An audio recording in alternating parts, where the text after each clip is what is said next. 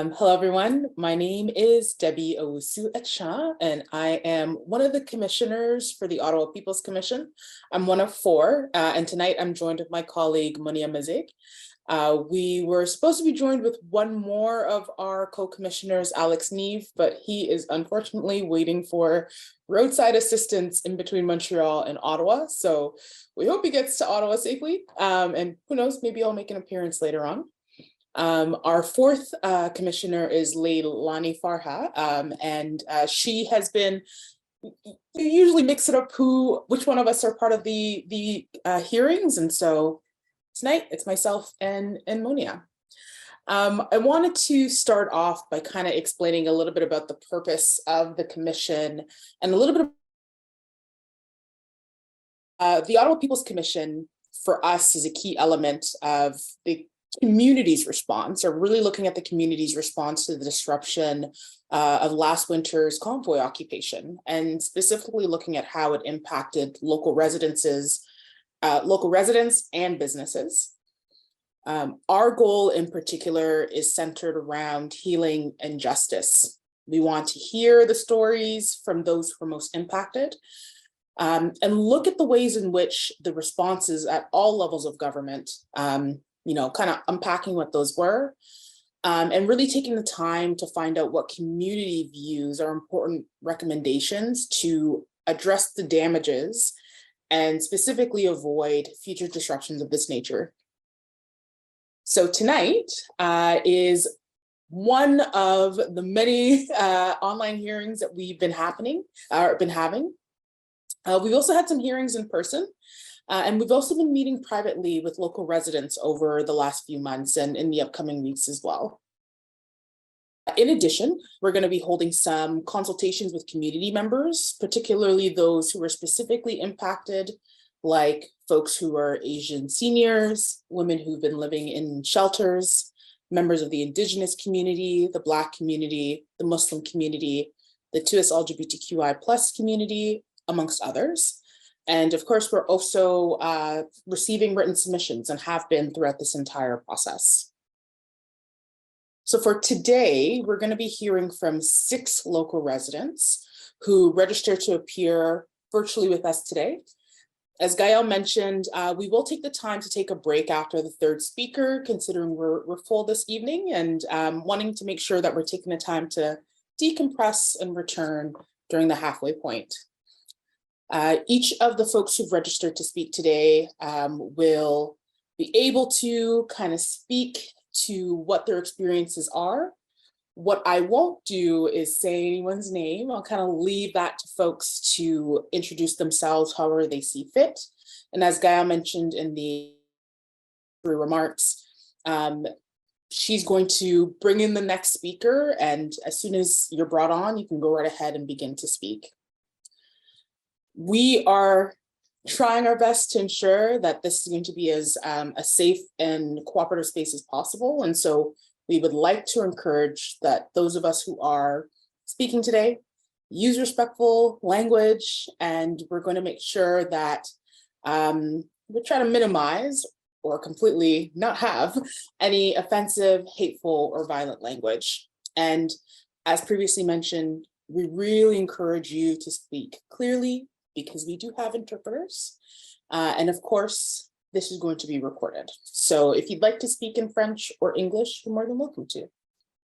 And so that's the beginning or the end of our introductory remarks. And so we'd like to welcome the first speaker. My name is Megan. I live in downtown Ottawa, 900 meters from the Parliament buildings. My block is entirely condo buildings. It's a residential area. During the convoy occupation from January 28th to February 21st, I could see the barricade of trucks, cars, and tents from my front door and my balcony on the other side of the building.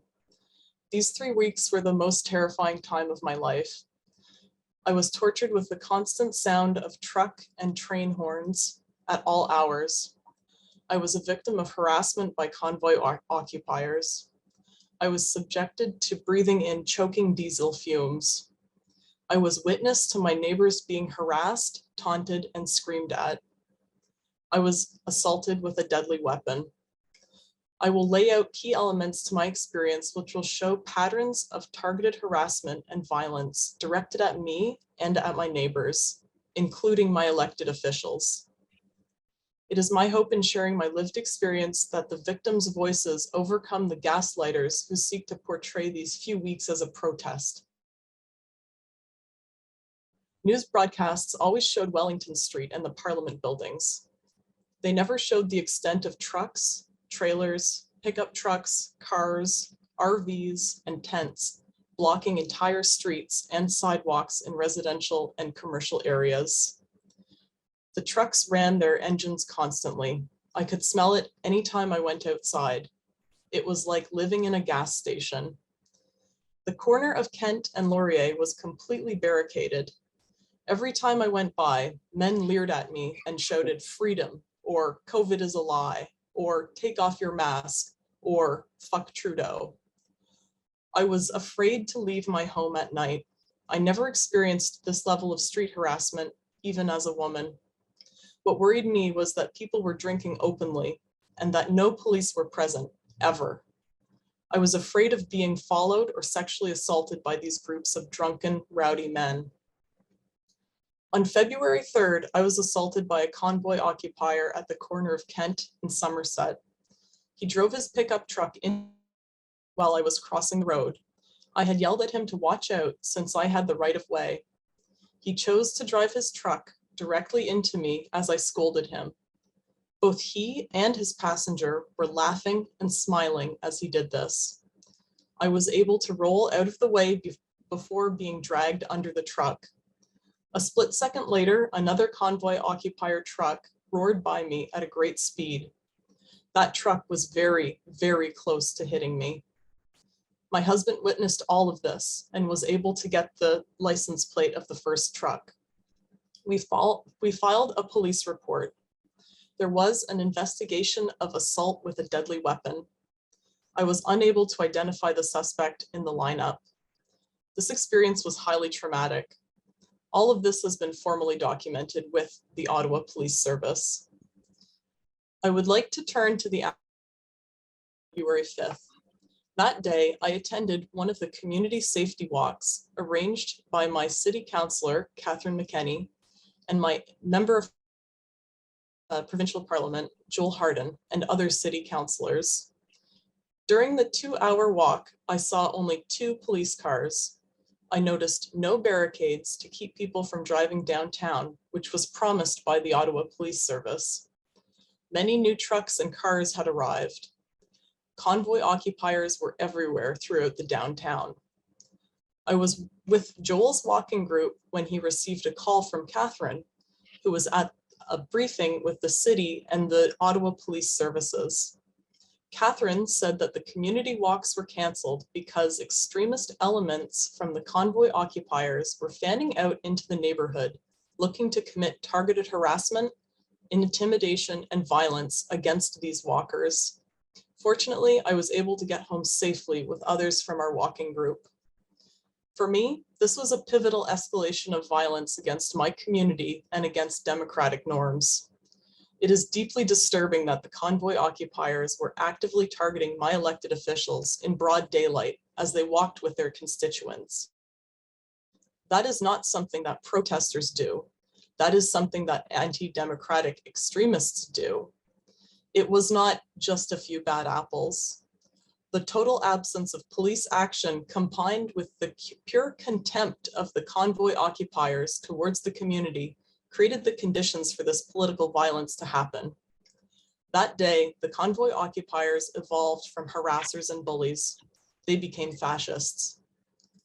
Words will never fully capture the complete sense of fear I had during the convoy occupation. I was afraid in my own home. I watched as the Ottawa Police Service failed to protect us. I thank you again for this opportunity to share my lived experience, and I welcome your questions. I just wanted to start off by saying thank you so much for taking the time to testify this evening with us and let us know from your perspective what you went through. Moni, I don't know if you had any questions that you wanted to start off with for Megan. Sure. Well, thank you, Megan, for your testimony. I understand that you have been through a lot during this time, and we are sorry to hear everything that happened to you. I would like to get maybe a little bit back to the incident mentioned, and again, once again, I don't want you to be re-traumatized, but I think this moment and the description, I mean, what you are saying is quite serious. The fact that the truck was almost hitting you, and it seems like it was done on purpose or targeted, like you said.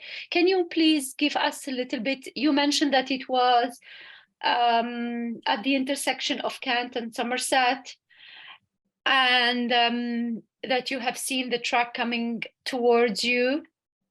Do you hear me? Yeah, I hear you. Okay. Yeah. Can you please tell us what the police did or did not do? Well, for one, you know, the convoy occupiers, it wasn't just big like trucks like everywhere, right? There were many pickup trucks and other passenger vehicles. You know, the larger trucks were, you know, basically barricading roads, where these other passenger vehicles were driving around constantly. And the pickup truck and others as well, like I saw from the 28th all the way to this incident, you know, a lot of really dangerous driving. And the police did nothing about this. So, you know, this is kind of the context in which all this happened in, was that the fact that the police weren't around to kind of stop people from, like, you know, doing burnouts, driving like very dangerously, you know, this kind of thing. Speed, any type of, yeah, going very fast. Going fast, like, you know, Braking. taking tight turns when there's like people crossing the street. Centertown is a very walkable community. A lot of people, my neighbors, we all walk everywhere. You know, we don't drive anywhere because we can just walk it. So there was a real disrespect, I think, for pedestrians kind of in the lead up to this. I didn't see any police officers stopping people who were driving too quickly or driving aggressively, that kind of stuff. So that's how this ended up happening, I think, is because people, like the police just were not even doing anything, really. Did you file a report with them? Did you yes, I did. them? All this has been formally documented, and I give the commission my full permission to ask for the documentation. It's you know, I did like a full police report. My husband also did a police report as well. We were able to actually call someone, like, you know, a couple minutes after it had happened. You know, I'll give the police this. They did show up immediately to that, but why weren't they enforcing traffic laws? Stop this from happening to begin with. So did you feel you were taking, your complaint was taken seriously? Did you think someone called you, they follow up with a phone call, ask for details? Did you see any of this? Yep, they did. You know, it was very busy, I would say, for them. The constable who I was talking with throughout the whole experience, he said to me one time when I was talking to him on the phone, he said, "We're really busy now." And I said, "Really? Imagine that. Why would you be busy?" Like he did contact me. And, you know, we went through all the steps of, I went in to do you know, a formal statement with him that was recorded. that kind of stuff. I participated or in at a lineup, but all of the steps were very drawn out. For example, like I believe I did my formal kind of taking of, like, there was an initial statement where it kind of like, as soon as it happened, I had written things out. And then there was a more formal statement with like a recording where he was asking me questions about it. And then there was another, the lineup that I had to look at. The kind of formal statement, I would say, was, I don't know, maybe it was in like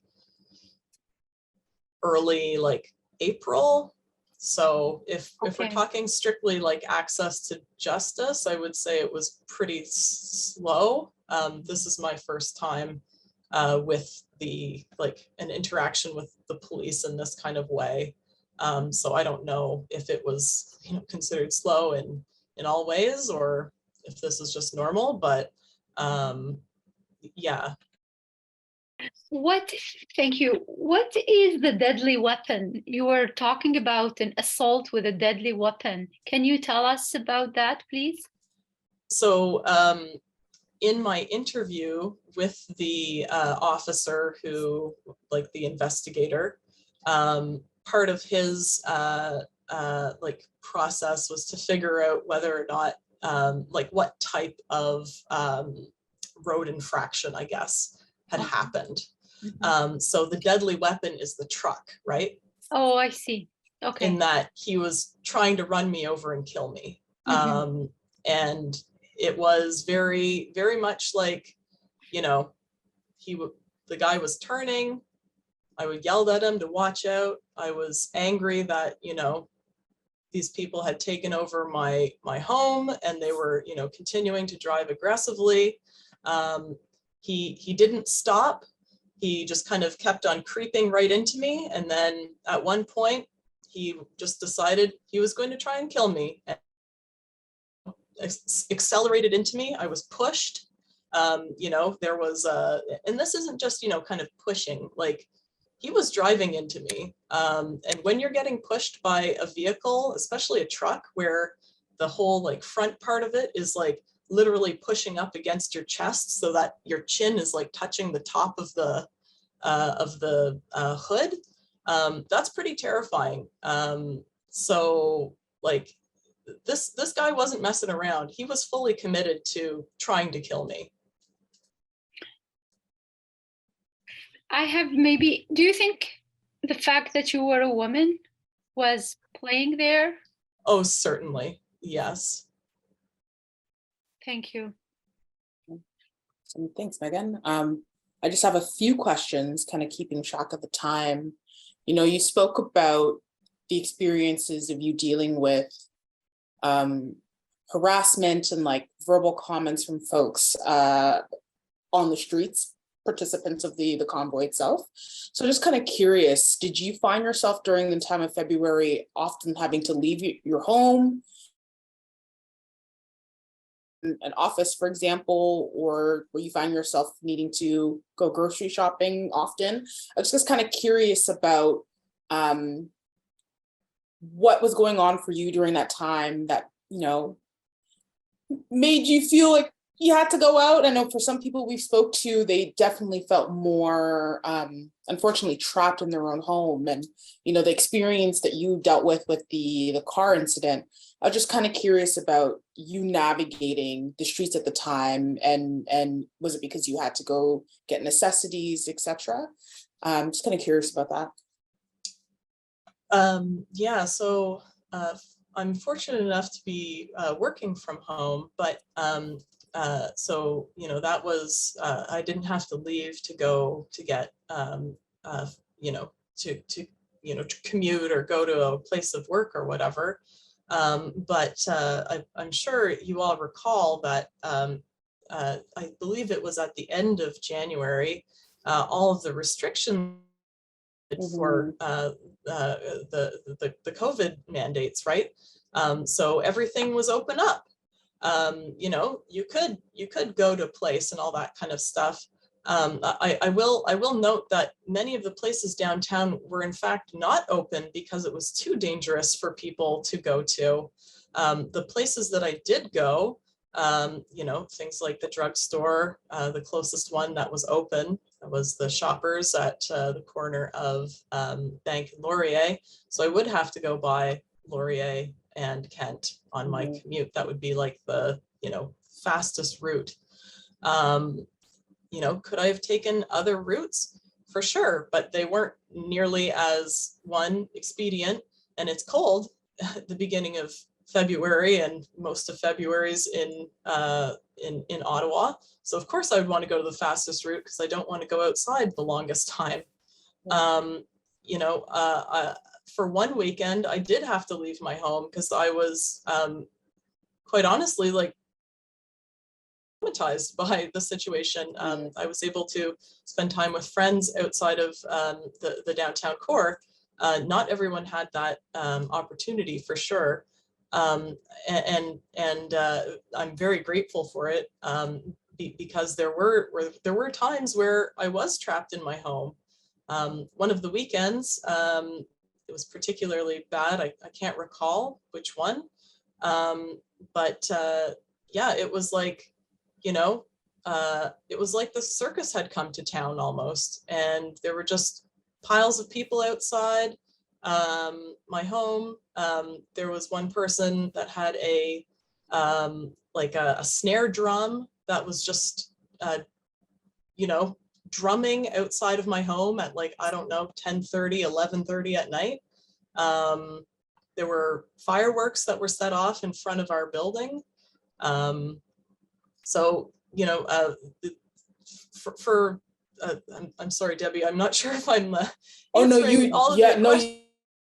okay, yeah. It's just like it's kind of the fine line of, okay, well, you know, we just spent how many months locked in our homes, and then we can finally, you know, maybe go out to that, you know, favorite little restaurant to get lunch, which is, I will note, that's what we were doing when we were, my husband and I, when we were, we had this truck incident. We were going to go get lunch at one of our favorite places to bring back to have. And we had to deal with this, like just the normal navigation of me going through my community to places that I like buying food from. That ended up in me being assaulted by a convoy occupier. You know, coming back through the streets, not even like, these are like, you know,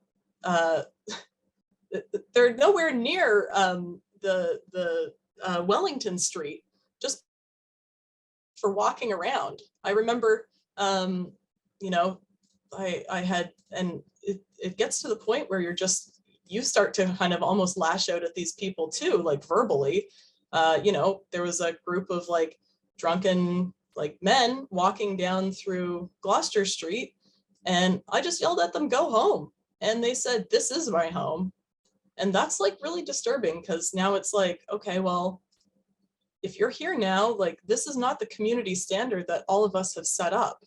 And now you're going to be harassing us. I'm sorry, I'm just talking about this just makes my head almost explode, because it's so hard to even, like, it was just so hard to fathom everything that was happening at the time. I hope I'm making some sense. Yes, it's a lot. If you would like me back, I will tell you more. absolutely. And I think I definitely want to take your offer on that. I'm, you know, keeping track of the time, and I'm really curious about your experience with the safety walks in particular, but then OPS's decision to end them, because what you've described and you know, wanting to be able to navigate your neighborhood to go and have access to the food in your favorite restaurants was obviously interrupted, and a community mechanism was put in place, but then was also shut down. And so I'm hoping maybe offline we can connect about this, because I really would like to know about your experience utilizing that community aid, but then also your reaction to it being disbanded. So maybe that's something we can connect with you after our hearing tonight. But thank you, Megan. Certainly, and I welcome that, and I apologize if I've gone over time. It's Oh no, it's a lot. Thank you very much. That was very important to hear. Yeah, thank you. Okay, so we'll bring on our next speaker.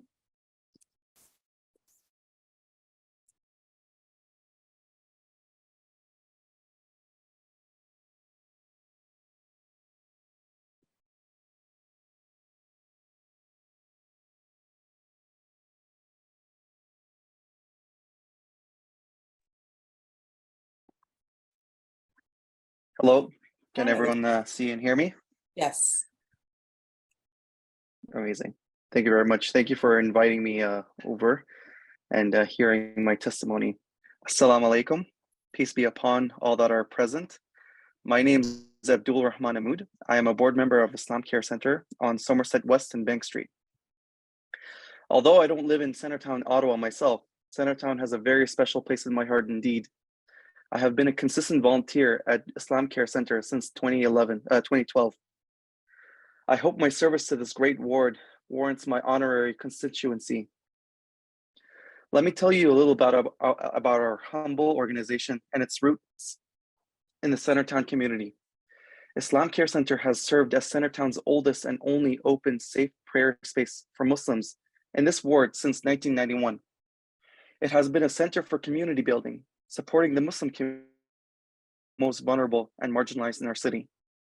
Since our inception, our services have grown from mere spiritual services to social and mental health services through our daughter organization, Muslim Family Services of Ottawa, the first family service agency that offers mental health services, counseling, and social services with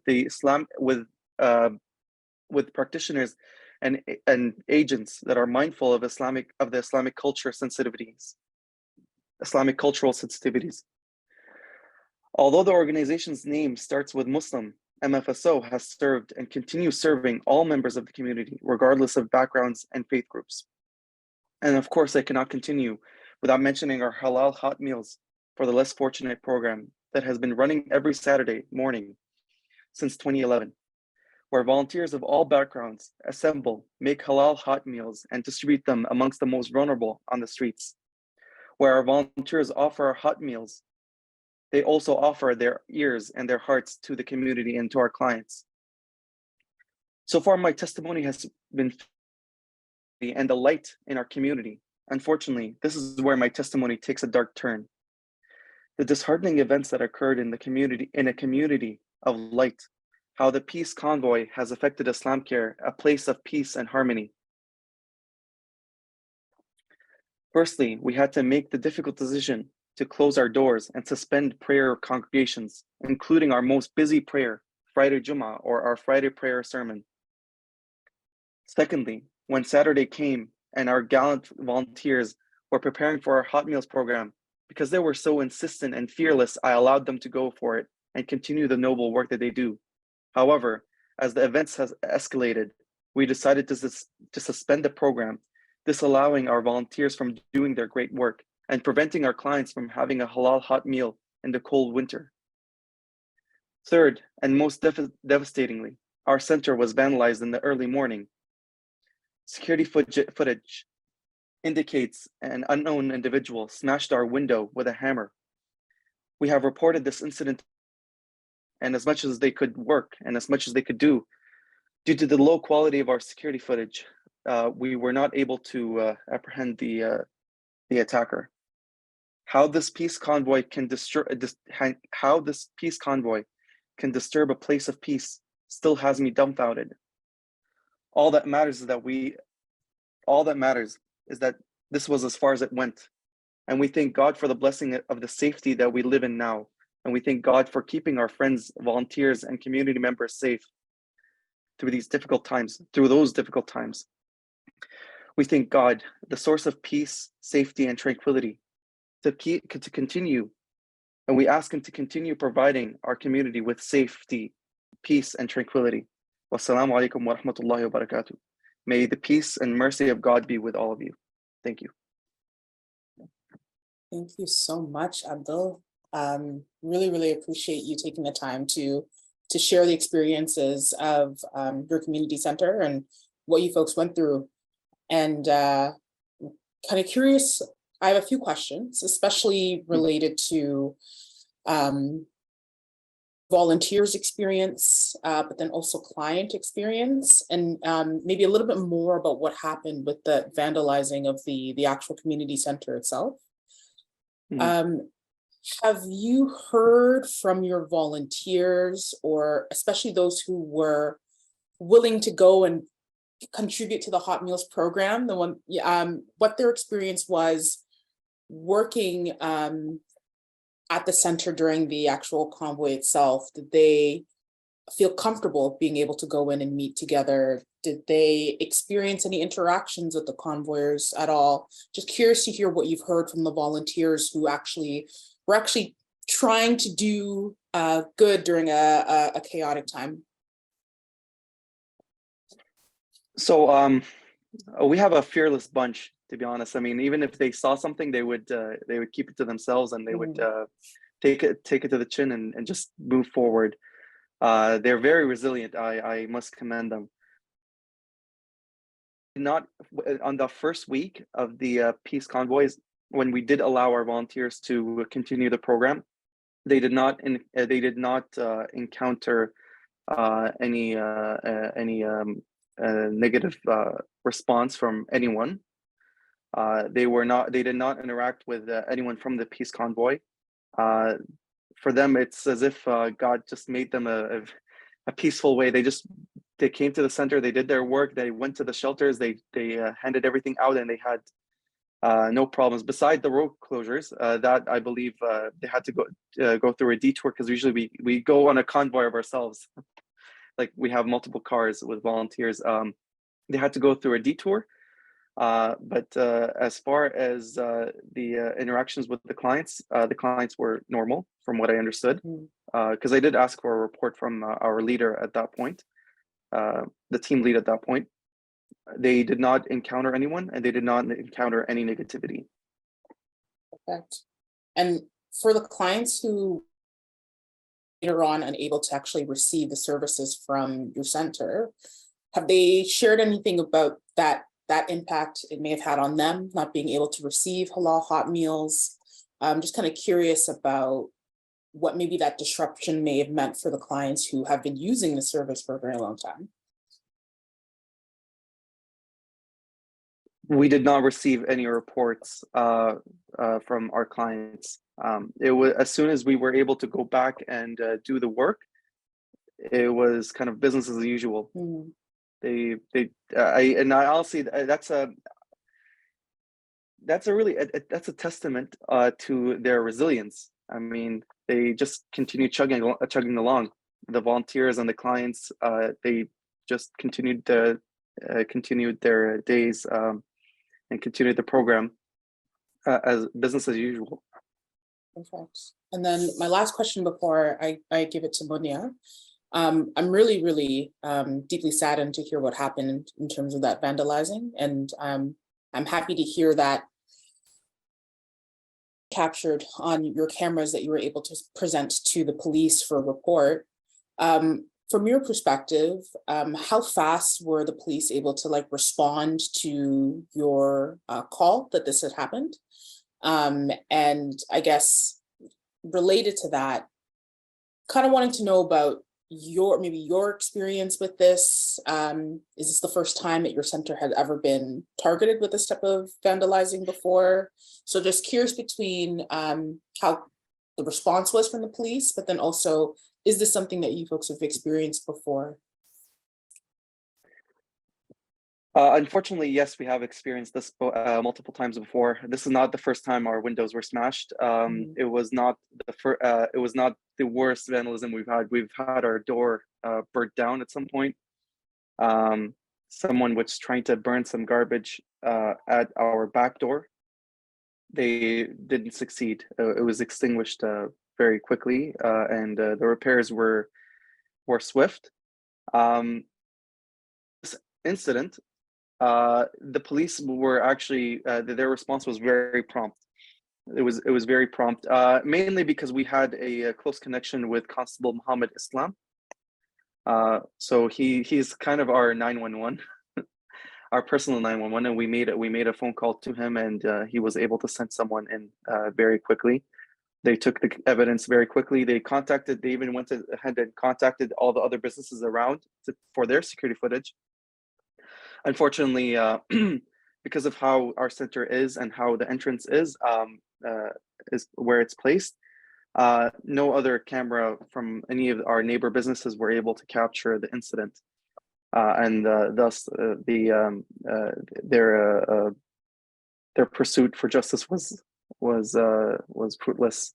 They weren't able to gather enough evidence to identify the individual. So thank you, everyone. I'll pass it to Munir. Assalamu alaikum. Walaikum assalam. How are you? Good. Thank you for coming and for sharing with us the impact that Islam Care Center has been through during the occupation. Just have probably like some kind of a follow-up question to what Debbie already asked. Do you know approximately how many people you serve? Like usually, I mean, you don't need to give me like roughly how many people, like you talk about your clients and homeless people. Mm-hmm. Yeah. So we serve around between 100 and 125 clients every week. Mm-hmm. As for for the Hot Meals program. For our prayer congregation, we did a kind of like our own census. Yes. We do get around 100 congregants per day from all prayers, individual congregants. So from different times of the day. Mm-hmm. And we get for Friday, usually at that point we were getting about 200 to 250. We would split them up to 3 different prayers. Okay. But we didn't have I mean, officially we suspended the prayers, but they actually continued on anyways. Mm-hmm. That's just to discourage for the safety of our congregants. We wanted to discourage coming in, but Islam Care's doors are always open. Yeah. And yeah, they're always open, minus the COVID days. They were open at that time. And congregants still came in, but from the reports that I've received from our office manager, we were getting only a handful compared to our regular numbers. Right. So people were kind of either dissuaded or scared or for safety reason, still, even though you were open, they didn't come. Yeah, they were open. I mean, we didn't tell anyone that we were open. It's just that they came in anyways because they expected it to be open anyways. They don't, because we try to stay open, but we also discouraged them to come. So that must have played into our dwindling numbers. Mm-hmm.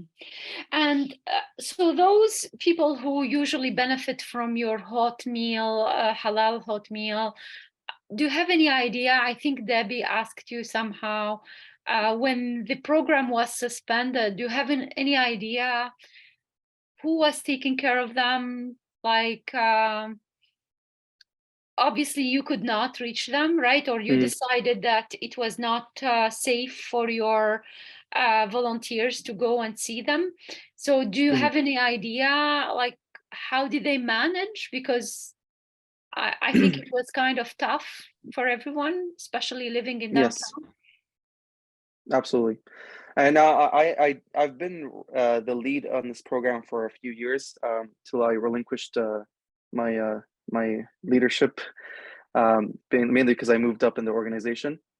But and this is why we started the program place, because the shelters don't offer halal food, and oftentimes they offer. And at one time I did look into what they were offering at that day, and it was a slice of ham on some rice. Oh, and a significant amount of our clients are Muslims, by the way. So they were not able to. They're usually unable to eat what is offered by the shelters, either because they're not halal or Yeah. they're actually haram. They're actually like it's pork, or it has the meal has some elements that are disallowed in our faith.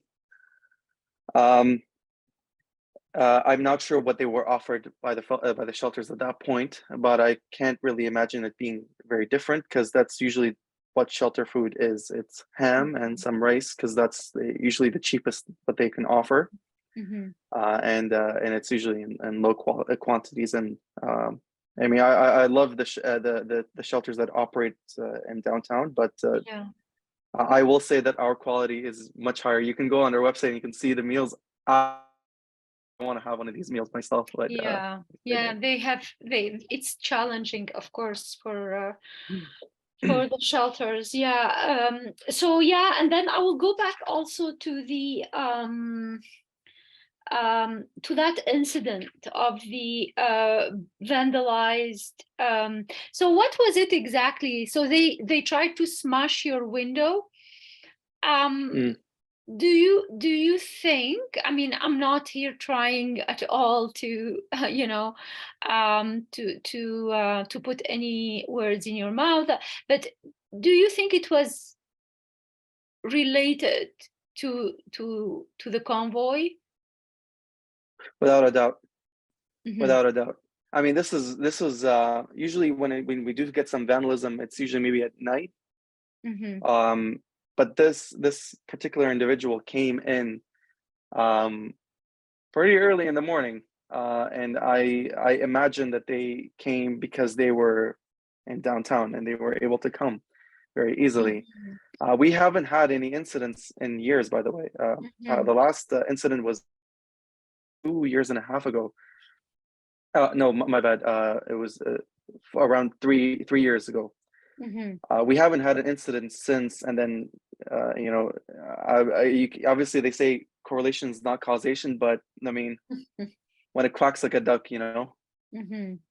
Yeah, yeah. And your there was a sign saying Islam Care Center, right?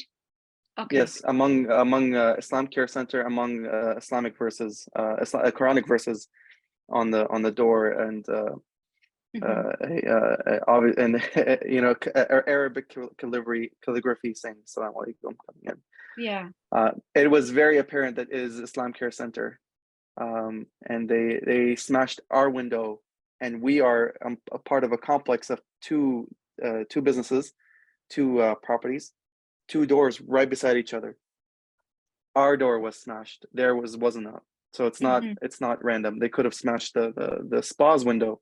Right. Uh, Was there, did they steal they try to get anything, or was it just smashing? I believe it was petty, but they weren't able to do anything because since our last window smashing, we put up reinforced windows, Mhm. reinforced glass. So they had a few good whacks from what I see from the footage, but they were not going to be able to take down that door. It had bars behind it. The window was reinforced. I think it was just petty. It was a fear tactic. They didn't. I Mhm. don't think they believed they were going to do a lot of harm. It's just that, hey, we just smashed your Intimidation. window. It's Yeah, intimidation. Exactly. right. Exactly. Just one last thing here. You mentioned that you have some sort of a contact within the police and you reported that directly. Um, but before that incident, did you get any sort of um, communication with the police telling you, Abdurrahman, just be careful, or anything like to be cautious, or saying that did you hear anything from the police or from any city officials or anyone like politicians to either to support you or to say just be aware? No. The only warning that we received was from our community members. and community leadership from outside of the Centertown community. So other Muslim leaders in the city have recommended, and they've sent me messages to, hey, you might want to consider closing things down. But from any official capacity or any from authorities, no, we did not receive any warning or guidance or advice. Great, thank you. Thank you very much, Abdulrahman. Thank you. You're welcome. So we'll hear from our next speaker.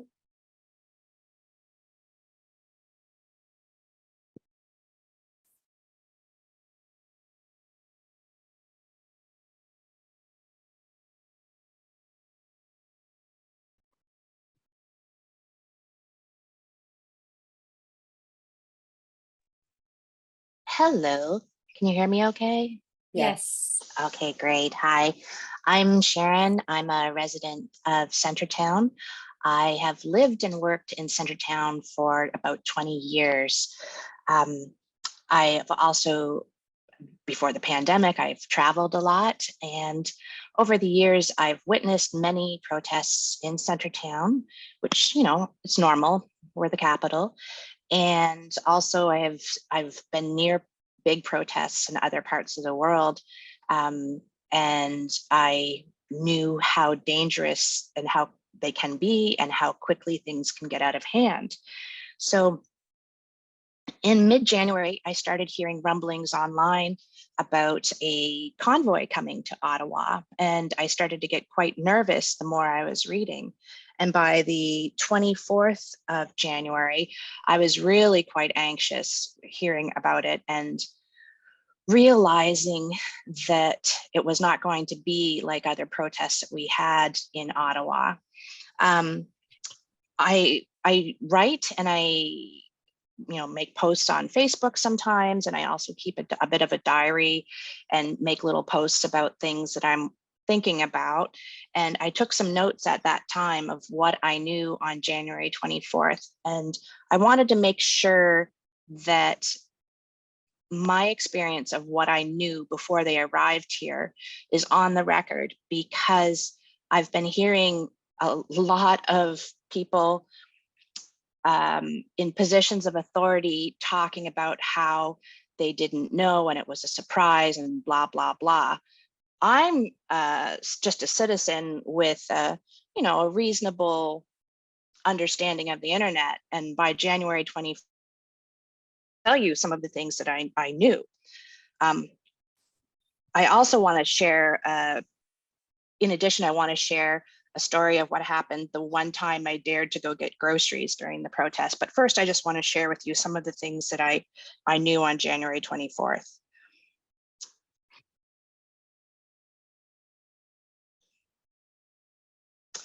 So this is my note. So the truckers say they will place Ottawa in a bear hug, essentially trapping people inside Ottawa. If they cut off traffic routes in the city as well, which I assume they will, as they will want to at least drive by Parliament and honk, they will cut off routes for hospital, emergency services, and everything else. Keep in mind that many of Ottawa's hospital staff come from Gatineau and other communities outside of Ottawa. So even if they just circle the city, this will hurt a lot of people. I've not heard a peep from any level of government on what they will do to keep citizens in Ottawa safe and how to ensure nurses and doctors and other hospital and emergency staff can get to work safely. I have also not heard how or if essential supplies will get in and out of Ottawa. We expect more supply chain shortages at grocery stores?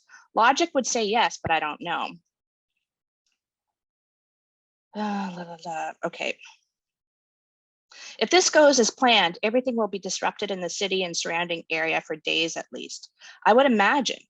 Hard to guess what will happen. The news reports do not match what people are posting online, and the online reports of numbers seem concerning to me. I hope it's peaceful. Hard to control a large crowd, and what's planned for a peaceful protest may get out of hand, especially when others get involved. I've heard rumors online of far-right groups and conservative politicians getting involved and trying to hijack the event and use it to try to recruit supporters. I've also seen comments referencing specific politicians who anger is directed at, and even one former staffer. Who can guess the reaction of people who are angry because they cannot get their sick or dying family member to the hospital, or a divorced parent not be able to go see their child because of an anti-vaxxer, because an anti-vaxxer doesn't want a shot and does not consequences for their decisions, so are blocking roads. One of the organizers was bragging online that the OPP and Ottawa police are on their side and that they've been in talks with them to assure them unimpeded access to Ottawa. That sounds like utter baloney to me, and sounds like the OPP and Ottawa police are gathering intel and making plans as would be expected. I've also heard that traffic cams along the route will be shut off so that the protesters cannot have that information. The protesters are using various tech to organize and fundraise. They have an online fundraising platform involved. We'll see if that gets shut down due to public safety concerns, and are directing organizers and participants to Zello for communications, which is a walkie-talkie app allegedly used by rioters in Washington, DC, when the far right tried to take over the Capitol. I understand everyone wanting to downplay it, as we don't want every disgruntled or angry person in the country protesting against the only physical target folks can think of, government, which is in a democracy is us, when the forces of nature are trying to kill us. Everyone's tired, cranky, and discouraged right now. But I would like to know what the plan is for keeping residents of Ottawa safe in the coming weeks, and residents need information so we can make our own plans, like not to have a stroke or have a baby during the protest. The other note that I made on the 24th was about the fundraising efforts. And here we go. These truckers, let's see. These truckers are expecting to get reimbursed for their gas and expenses from an online fundraiser set up by a member of the Maverick Party, which needs money themselves. I'll be very surprised if any trucker sees a cent from this fund.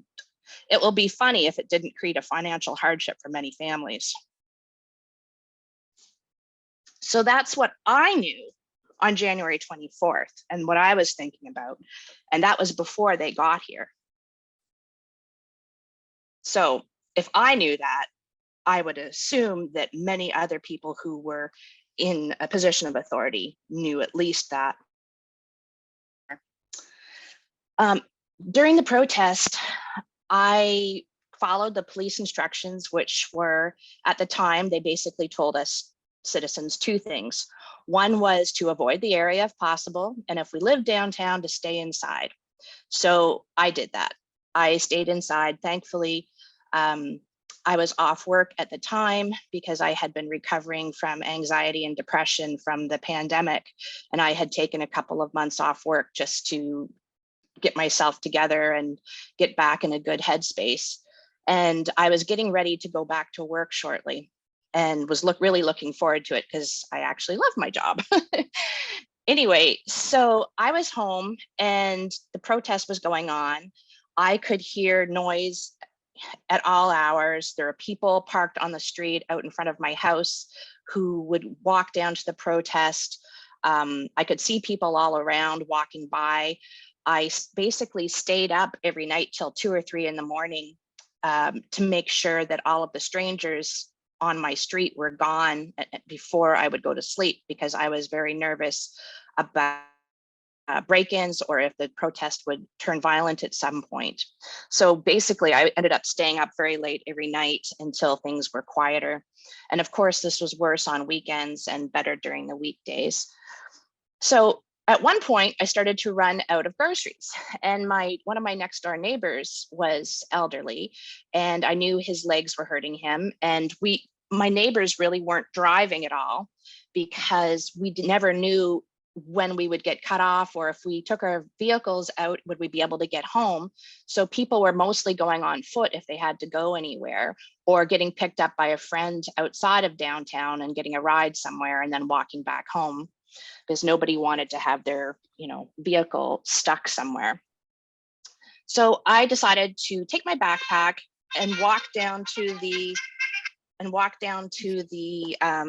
grocery store, the Independent at Bank in Somerset. And as I set out, I wasn't wearing a mask because I was outside, and I was walking along got closer to Bank in Somerset, and it was really loud. The streets were completely full of trucks and they were honking and having a grand old time. And then I walked into the grocery store to go get some bread and milk. And when I went to the back of the store to get bread, I noticed that all of the staff there were not acting like they normally did. Their eyes were down, they were looking at the floor, they weren't making eye contact with anybody. And there were quite a few protesters in the store walking around without any masks on and just like laughing at people, laughing and just walking around like they owned the store. And I had my mask on and people were laughing. Some of the protesters were laughing at me for having my mask on, but I just kind of minded my own business and went to get some bread. It was so loud in the Independent that when I touched the shelf where the bread was, it was vibrating. It was vibrating and the bread was moving. That's how loud it was. That just suddenly struck me how bizarre that was. Anyway, so I got my groceries and I left. But I was so struck by how noisy and loud it was in the store and how cowed the staff were there and the look on their faces that I was shaken. And so as I walked outside, I forgot to take off my mask. So I was walking south down, I was walking north down Bank Street on the east side of the street. And there were people parked in trucks and I was walking along with my mask on and three guys walked by me and they were blocking the sidewalk and I had to walk in the street to get around them and then get back on the sidewalk because they weren't letting people pass and they were just laughing because they were taking up all the space and citizens had to just go around them. And anyway, so as I was going, I realized that some guy in a pickup truck was yelling at me to take off my mask. And it was just then that I realized, oh gosh, I'm still wearing it. And I did take off my mask and I put it in my pocket because I was outside and wanted to have some fresh air. And this guy was yelling at me. And so I was like, okay, if I just ignore him, he's just going to stop yelling at me. But he wouldn't stop yelling at me. He kept yelling at me and mocking me for wearing a mask. And he was heading north on Somerset north on Bank as well. So we were both heading north on Bank, but he was across the street in his pickup truck and I was on the sidewalk. And all of a sudden, as I'm trying to just ignore this guy and head on, I realize that his truck is moving and he steps on the gas. He cuts across the other lane of where there would be traffic, but there had been a hole because someone had moved and gave him go through. So he went very quickly across this lane of traffic. It came right up onto the sidewalk where I was. And I thought he was going to hit me. And then he got just very close to me and he slammed on his brakes. And then I was scared. And so he was just laughing. He thought it was hilarious to scare me like that. And so I just kept minding my business and I just quickly ran half a block or so down Bank to get away from this idiot. And thankfully there was a lot of other pickup. There was a 18-wheeler and a bunch of other trucks blocking both lanes of traffic. So he couldn't follow me down the street. And so I just went on foot and I was kind of shocked. And I was also afraid that he was going to see where I lived. So I just walked around a little bit and I walked a few more blocks down Bank Street, just trying to get my wits about myself and make sense of this craziness that was going on. And so then I turned onto Laurier at Bank and Laurier. And I thought I would just circle up and then try to walk up Kent and go home. And as I was walking down Laurier, there was some poor guy was trying to drive down Laurier and he was stuck he was just a regular guy in his car and he was trying to get home and he was asking people to please move and nobody would move. And so he was just stuck there, and I felt bad for him. And I thought, I got to take some video of this, because people online just don't believe what's going on here. No one believes us.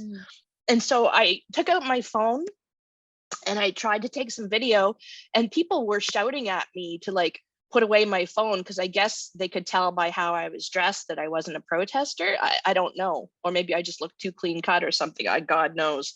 But some people seemed to realize I wasn't a protester, and I was taking a video of them, and I was getting yelled at.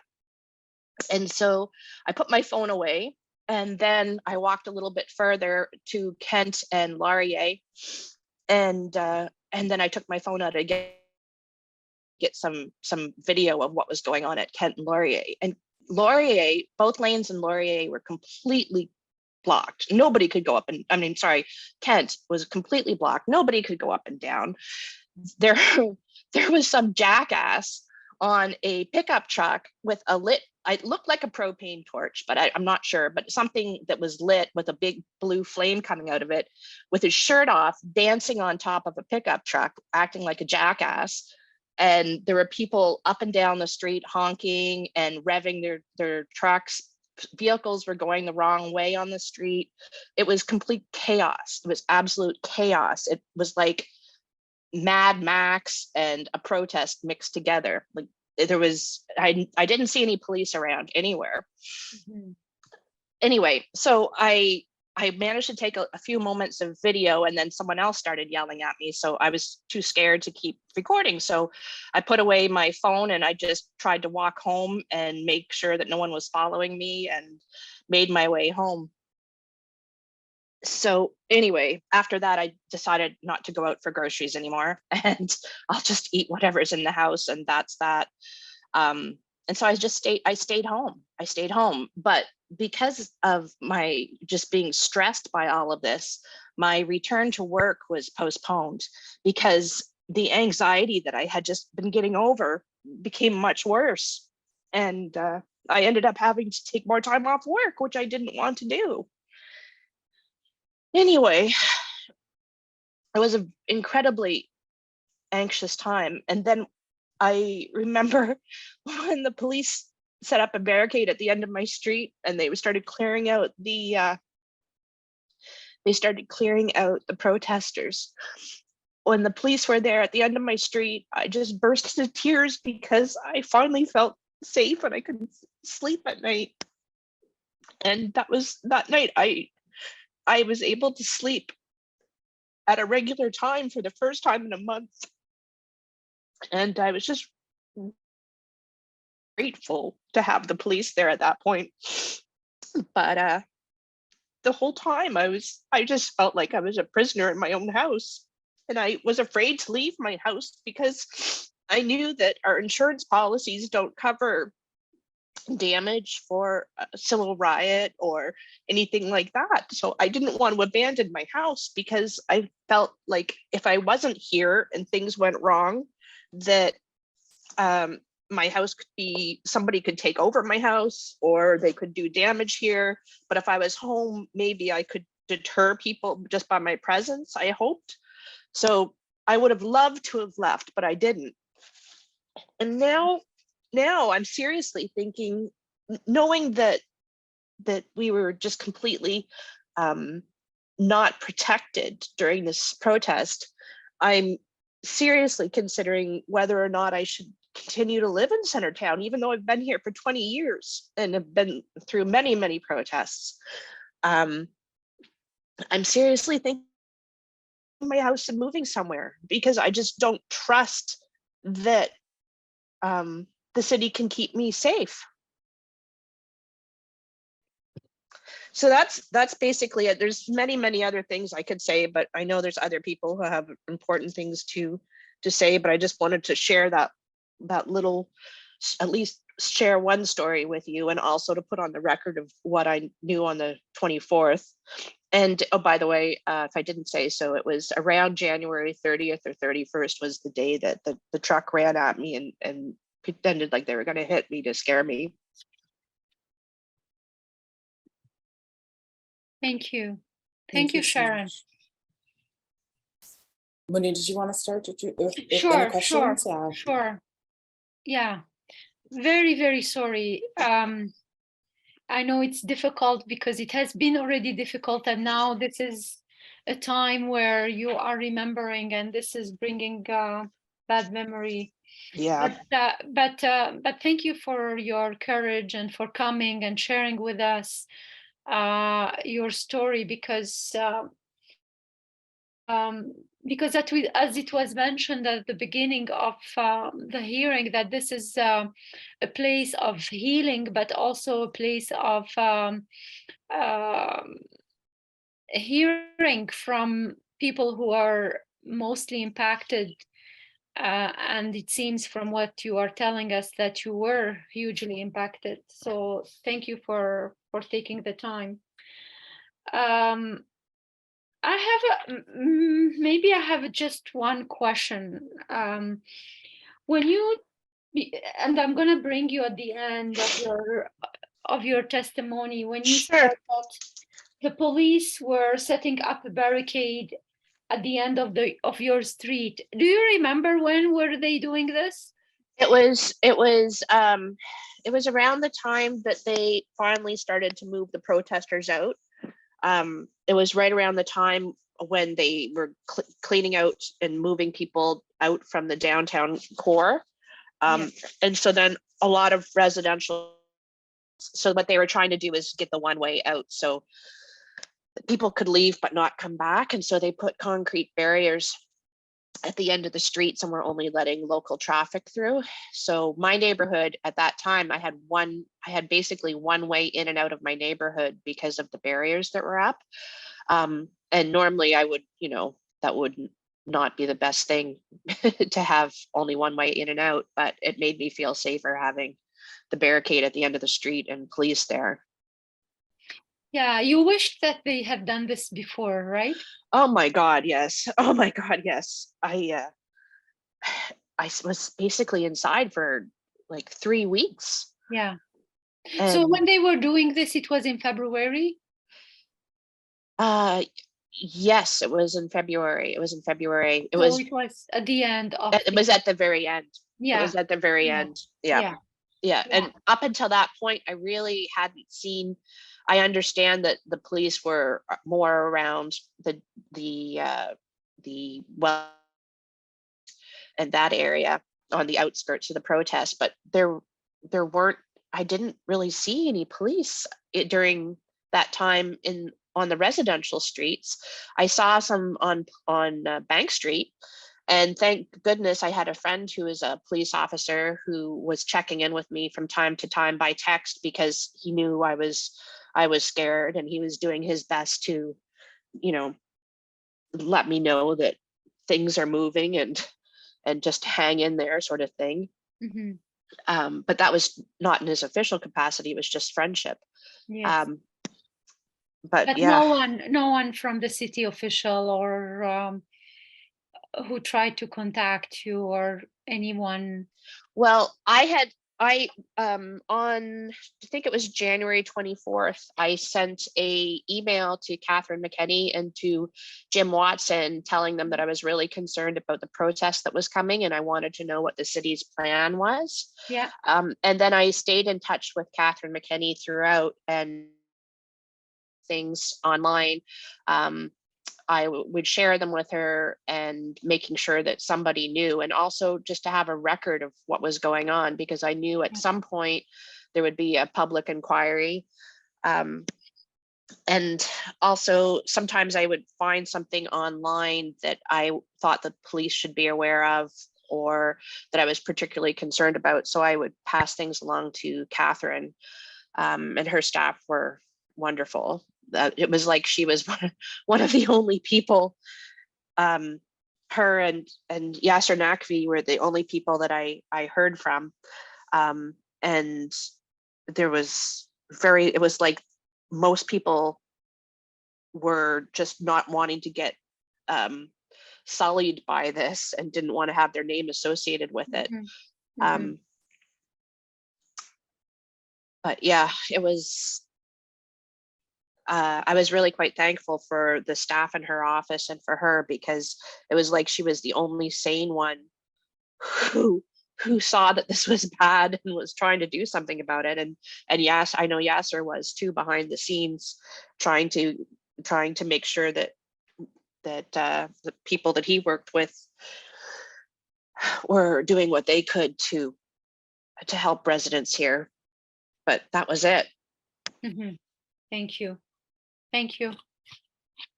Thank you so much again, Sharon. Kind of want to go all the way back to your post on January 24, kind of Sure. outlining what you've seen from like your own intelligence gathering and information flow. Yeah. Frankly, I want to really just ask you the question, what did Sure. it feel like to know this information, but to not be given any concrete heads up from city officials, from other decision makers? So that's one question. Yeah. But then the second question is more of like a recommendation request from you. If you had recommendations that you would give decision makers based off what you saw, but what information you weren't getting, you recommend to decision makers based on information flow to residents? Yeah. Well, I felt like I was watching a car wreck, a bad car wreck, slowly happening, and knowing it was going to happen and not seeing anybody trying to prevent it from happening. So I felt very frustrated and scared, and also angry that nobody was saying anything to the residents. Like they were pretending it wasn't really happening. I also was wondering if the 3 levels of government, whether or not they were coordinating things amongst each other, or if they were just passing the buck from one or the other. And I was worried about that. Mm-hmm. And I was also thinking maybe we should be like Washington, D.C. and have police here, like the RCMP, running things, where a lot of the problems that arise from protests are directed at the federal government. So maybe that would make sense. Those were just the thoughts that I was having at the time. But anyway, in retrospect, I kind of read what I wrote at the time, and I kind of laughed because I nailed it. It was obvious, and I'm not an expert. I'm just a regular person, and I knew what was going to happen, or what was likely to happen. And I think any reasonable person who had, halfway decent internet skills that was interested in this could find out what was going to happen.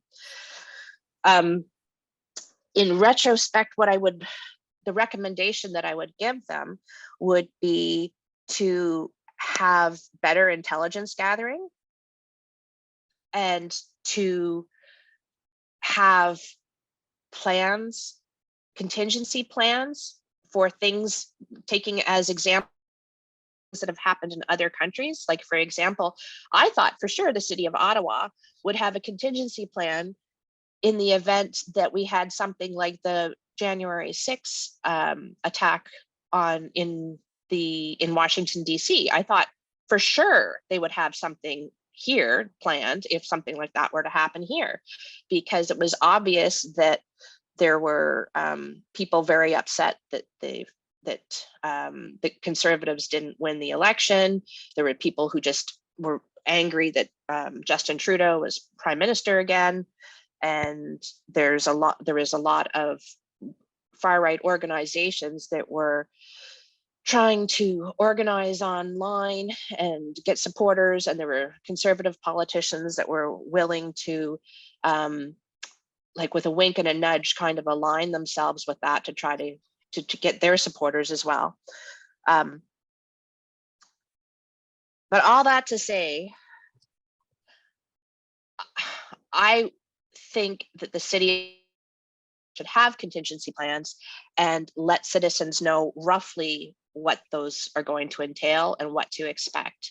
Mm-hmm. And I would also say that we definitely need to have police in the residential areas when there are large protests here, and have other police dealing with the protest itself, because a lot of intimidation and bullying and harassment was happening on residential streets, and the police were outnumbered and didn't have enough people around to be able to address it.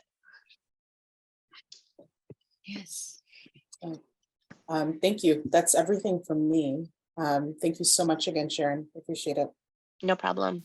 Thank you. Excellent. So we think it's time for a break. I think maybe 5 minutes, just considering the time, so that we can come back and hear from the next 3 speakers. So Gael, if you're okay, a 5-minute break on the back end, we can return, according to my camera or my clock, sorry, around 8:26.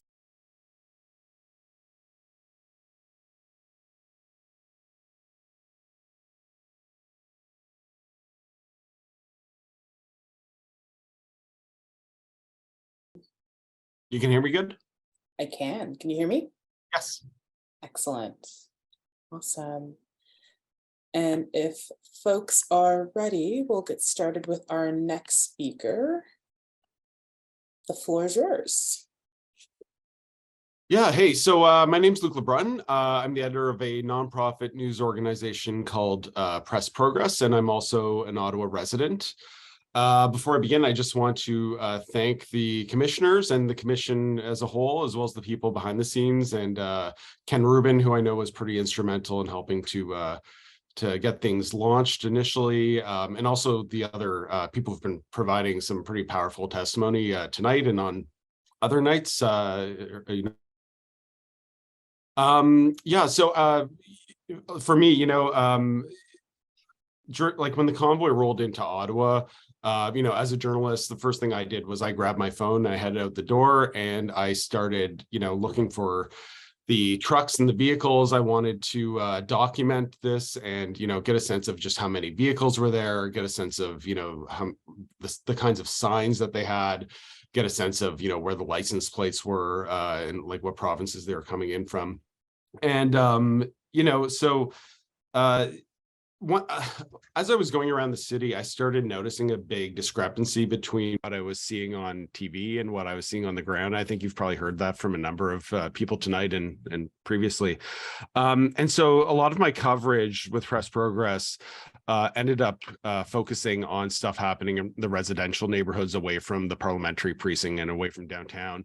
And even it even took me out into some of the rural areas where they had base camps.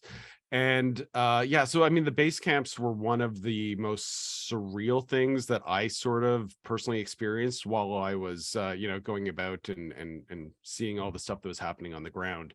And, between, the People's Commission and also the Emergencies Act inquiry that's going on, I haven't actually heard a whole lot about these base camps. So I did want to, especially considering I actually attended a couple of these locations myself and took photos.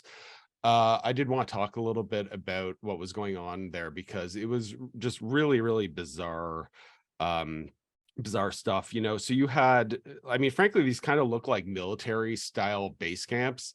The one at the baseball stadium, funny enough, I looked at some photos of it recently, and I mean, just to put this in perspective, like if you remember the TV show MASH, the field hospital that they show there, like this camp is like 2 or 3 times the size of something like that, right?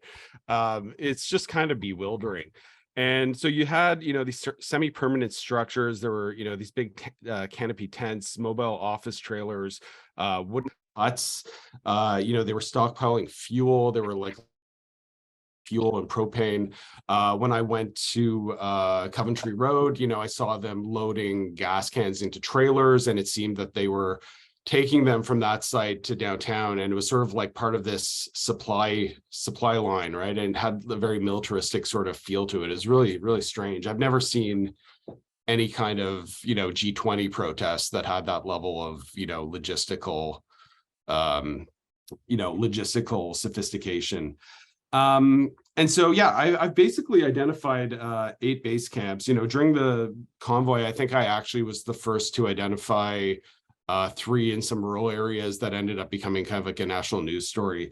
But I mean, just to go quickly through it, I mean, so there was one downtown at Confederation Park that was like one of the initial ones, and famously they started building wooden structures there, and Jim Watson had you know, kind of had this battle for 3 or 4 days trying to get rid of this this wooden structure. Those vehicles then moved to 1500 Bronson, which is the former CBC headquarters, you know, just on the other side of the river from Carleton University. I'll talk a little bit more about it, but there was the Coventry Road base camp at the baseball stadium. And then, you know, there was also one out in Embrun, about 30 minutes outside of Ottawa. I actually stumbled across another one in Vars. And then after the police operations on February, you know, at the end of the convoy, we saw people relocate to these sites in Greeley, Vankleek Hill, and Arnprior. And so, yeah, it's just kind of bewildering. I mean, some of these locations, the Embrun one and the one at Coventry Road were 2 of the biggest ones. And, you know, they had between 50 and 100 vehicles on site. They had these really elaborate networks of, you know, tents and mobile office trailers and sort of like indoor spaces set up. And then interestingly, I actually found a live stream video where they were talking to the guy. His name is Michael David Clark. And he identifies himself as the administrator of the Coventry Road base camp. Going on in this live stream video, talking about how they had an administration team overseeing the site. They actually had paid support staff. You know, they're paying people to do work and do like kind of maintenance and you know, keep things going at this place. And then he was also talking about how they had financial people who were involved with banks, and I guess, you know, on the side were just helping him manage like all this money that was kind of flowing into the camp. And yeah, like I said too, I mean, it just seemed like it was part of this larger logistics network, which is just something I had never seen before. I've just never seen anything like that in any kind of, you know, protest, at least in Canada. But yeah, so I mean, the point of this commission is to talk about the impact on Ottawa residents. So I did want to just really quickly share 3 anecdotes about how these base camps kind of had some direct impacts on Ottawa residents. And I'll try to be mindful of time because I know there's many people who'd like to talk tonight. The first one relates to the base camp at Confederation Park. So there were probably dozens of vehicles that were kind of associated with that site, and there was a bit of flow parking area that kind of extended down the north end of Queen Elizabeth Drive, which took it past Lisgar Collegiate, which is a local high school. So on one occasion when I was going to the site, I came across a pickup truck that was loaded with gas cans, like literally right underneath school windows, right? Classroom windows. This was at 10 a.m. on a weekday. I think it was February 4th, if my notes are right. But, you know, so there's this vehicle like loaded with gas cans. It's hitched to a trailer. It's not really clear what's inside the trailer. There's other vehicles that, you know, it's not really clear what's inside of them. And they're all parked right in front of this high school. So I ended up calling this Lisgar Collegiate, and I talked to the office staff, and I also talked to the vice principal there. And what they told me was that they obviously knew that there were vehicles outside, but they didn't realize there was all this gas and fuel there. And they were, you know, understandably alarmed when I told them about this. And the other thing that I thought was significant was they said that neither Ottawa Police nor the City of Ottawa had even been in touch with them or like told them about this. And yeah, they also confirmed to me too that there was in-class learning at the time, because this was probably shortly after the lockdown in January. So they did confirm that there was in-class learning. Students were in class at that exact moment when I called them. And yeah, gas cans like right underneath their windows. So you can imagine any number of scenarios where that could go, you know, kind of awry.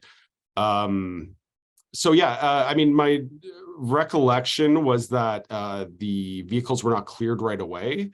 But I think like a day or two later, the trucks with all the gas cans ended up getting moved out of there. But for a pretty, you know, significant amount of time afterwards, they were still parked out there. So that's my first anecdote. Second one is about the baseball stadium. So I went there one day and I parked at the Via Rail train station on Tremblay Road, and there's also no train station there too. And there's a pedestrian bridge that goes from the south side of the Queensway to the north side, connecting the O train and Overbrook and Vanier, that kind of those neighborhoods. And so I parked there and I was going over the pedestrian bridge, and I wanted to get photos of the camp and sort of get there's like an elevated staircase. So I wanted to, get some photos of it from there. But as I approached the pedestrian bridge, the entrance to it's the Max Keeping pedestrian bridge, there was a warning sign that some community member had put up there and said, basically, warning, there's a logistics camp on the other side of the Queensway. They said, cross the bridge with extreme caution. These protesters have been deemed dangerous by Ottawa police. It didn't like at the moment at that time, it didn't really strike me until like thinking about it afterwards. But, you basically have Overbrook, which, I mean, you've heard from some of the previous testimony at the commission that, it's a highly racialized community. There's, lower income, a lot of like working people. So, I mean, I would imagine that many people are, commuting to work on the O train and then crossing over this bridge to get to their homes. And it's like directly right past this base camp, which just seems, again, like there was no warning from the city of Ottawa. There was no police presence. There was, no kind of warning for commuters or workers who were walking past this, this location just to get to their homes.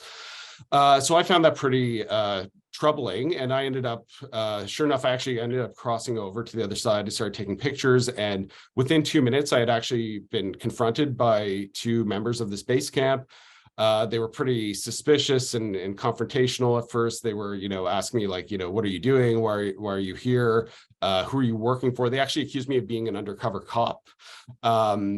And I ended up sort of talking my way out of it. I mean, I guess also like I will recognize I'm like a 6'3" white guy, so I probably, they might feel some sort of more, the way they would react to me might be different than they would react to someone else. But it was, from talking to them too, they, even though they ended warming up to me, I'd say they made a lot of offhand comments about communists and Antifa, and there's a real paranoid tone to what they were talking about. They were telling me about how they were kind of paranoid that people were dropping off food that was filled with poison, and like it just like when you get a sense of like this is their mindset, and then you think about how they might might interact with people who are walking by and they have that sort of paranoid mindset. It did cause me some concern that that could lead to some kind of bad encounter.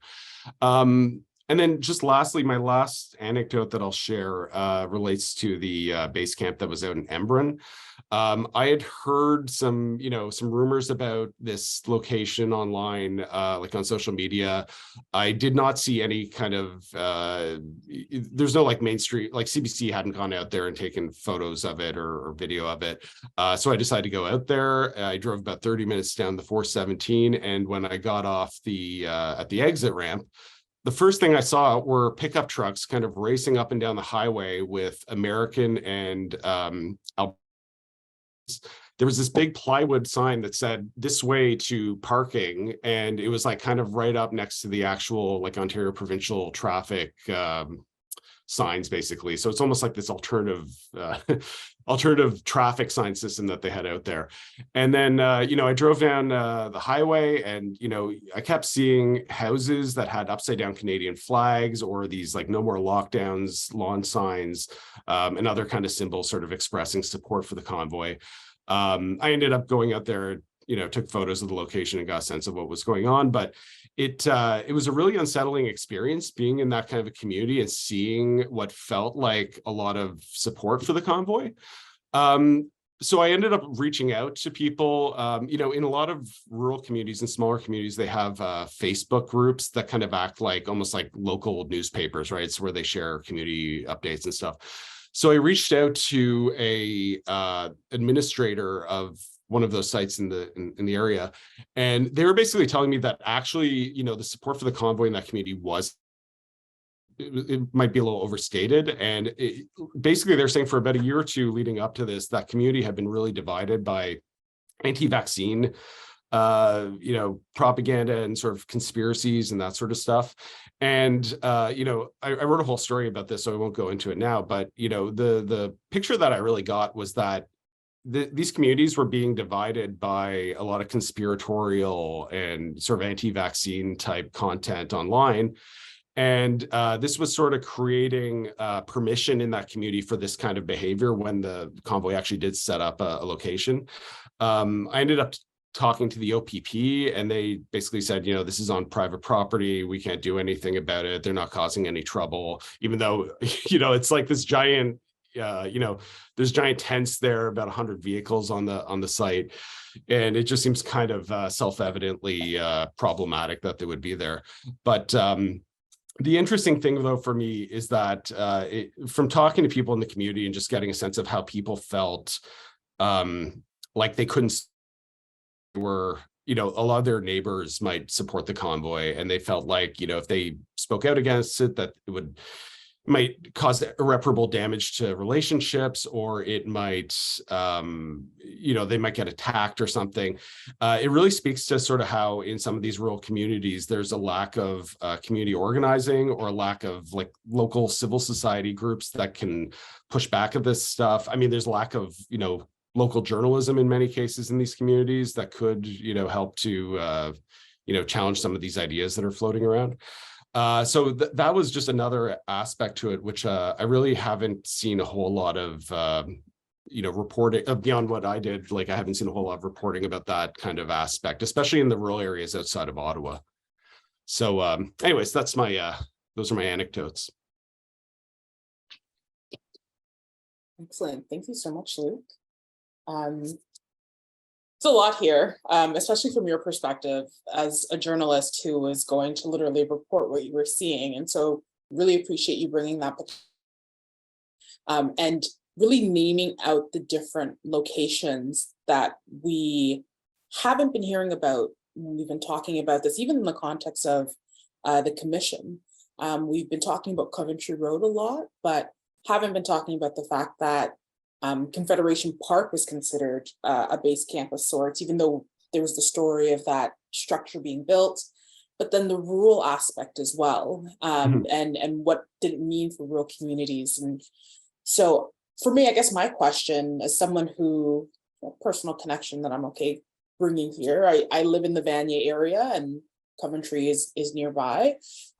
Just really curious about your observations about the base camp there, what they were setting up, and the fact that it is not even a minute away from the RCMP, and the just juxtaposition between whatever was happening there, the lack of information flow to community, and that our highest police force was there. And did you witness any police in that area observing or conversing with the administrator folks of this base camp?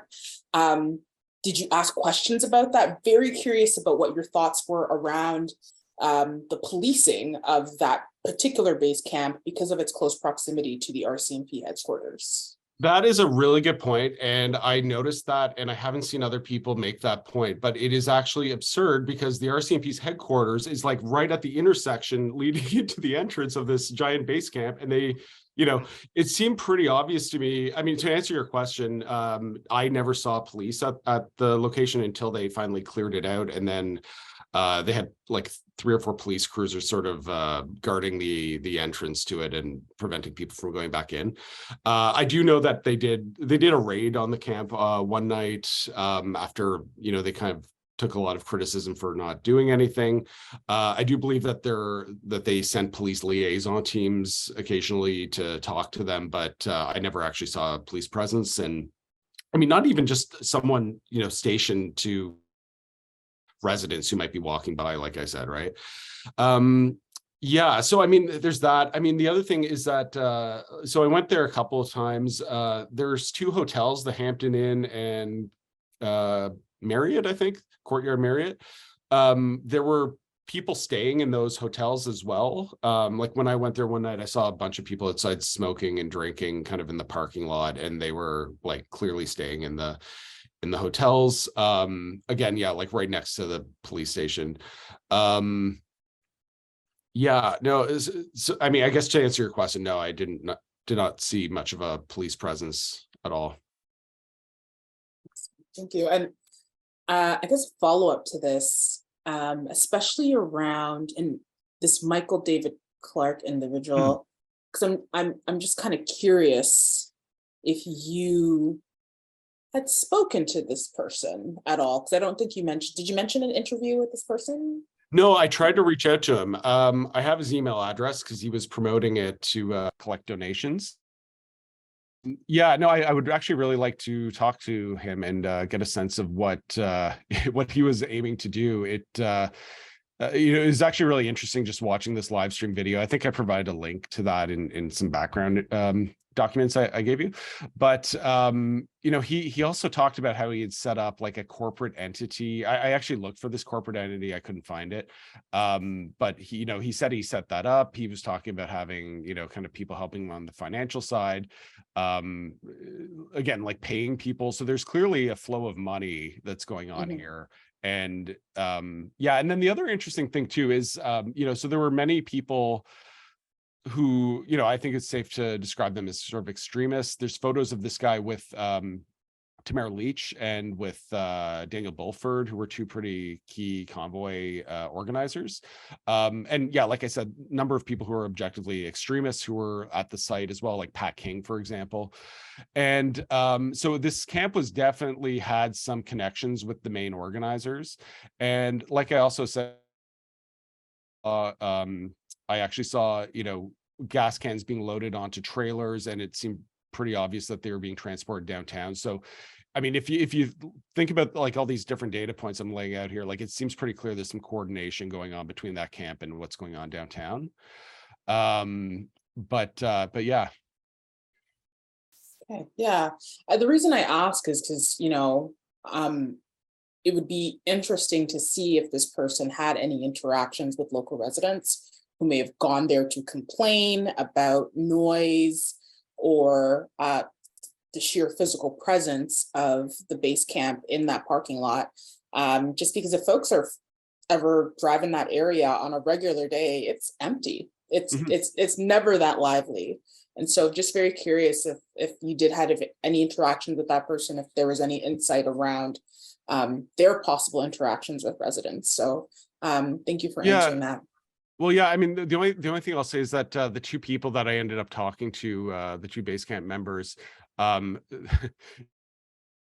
they were very aware that Ottawa residents were angry at them, but they were surprised and like almost felt like they gave me the impression that they thought they were coming to Ottawa as liberators, and then were surprised to find out that everyone in Ottawa doesn't share that view. And they seemed really like they started asking me questions about what was my impression of them, and they like it seemed as if they really wanted, like they couldn't wrap their minds around the fact that people in Ottawa weren't welcoming them with open arms. Yeah, thank you.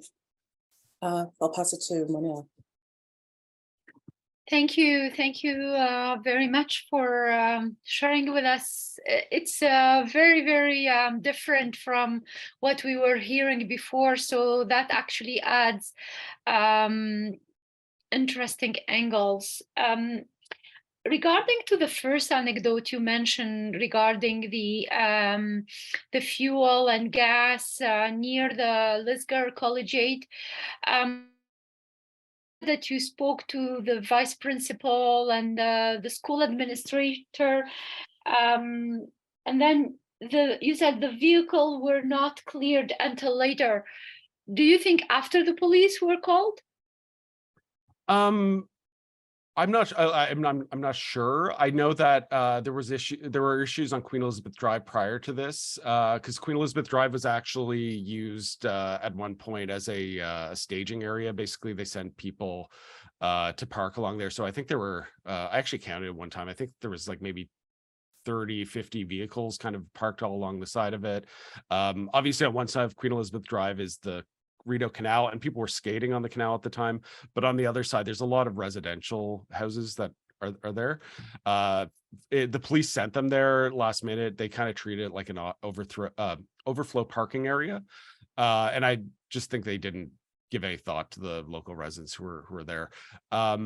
But yeah, no, I'm not sure what the Lisgar Collegiate vice principal or what the school officials did, but I do know that it ended up getting cleared out maybe Okay, it 2 wasn't days for later. Okay. yeah, it was like Yeah. a day or two or something, but it wasn't immediate. So Yeah.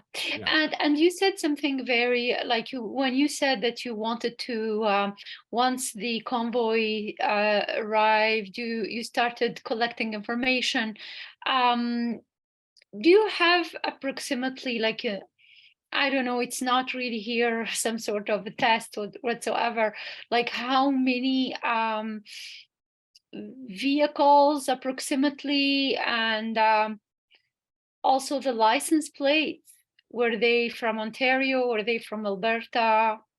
yeah. What are your impression and what did you see on the Sure. ground? Yeah, that's actually a good question. So I think there is a bit of a stereotype that a lot of the vehicles were from Alberta, and for sure there were quite a few vehicles from Alberta and from I saw Saskatchewan license plates too. But actually, I would say predominantly it was a lot of Ontario license plates, and like a lot of the trucks were from southwestern Ontario. And to be blunt, I think probably it started off in the west, and maybe some vehicles sort of joined the convoy for a day or two and then they turned back home. And probably most likely vehicles in Ontario, just because of the distance, they were the ones that ended up making it all the way to Ottawa. Okay. Yeah. But no, I took a lot of photos of like, for example, Kent Street. Like I was noticing, you've probably heard some testimony about what was going on Kent Street, but it was really obvious to me on Kent Street that there was something weird going on there. The tone was much different than you saw elsewhere. I actually saw on Kent Street, the vehicles went all the way to about a block before Somerset. There's like a Greek restaurant on Kent Street, like just a block down from Somerset. Anyways, the vehicles went all the way basically to Somerset, which is pretty surprising because that went really far down into the residential areas. Did you have any interaction? You said you had interaction with two guys from the convoy. Did you have any interaction, or did you talk to the police, or did you hear anything like from them? I tried to. They were not very keen to respond to journalists at the time. I actually have I filed a freedom of information request about my own questions that I sent to the city of Ottawa, and basically found out that they were trying to blow me off in these emails. The Ottawa police were not releasing any information. The city of Ottawa, my impression, because I've actually filed a lot of freedom of information requests, and I've seen a lot of their emails behind the scenes, and it seemed like the city of Ottawa was not clear what the Ottawa police were doing, and they were equally confused. But then at the same time, the city of Ottawa wasn't really being proactive and doing anything to try to, communicate to the public and, get information out to sort of alert people to what's going on. There was a lot of people trying to cover their own cover themselves, right? So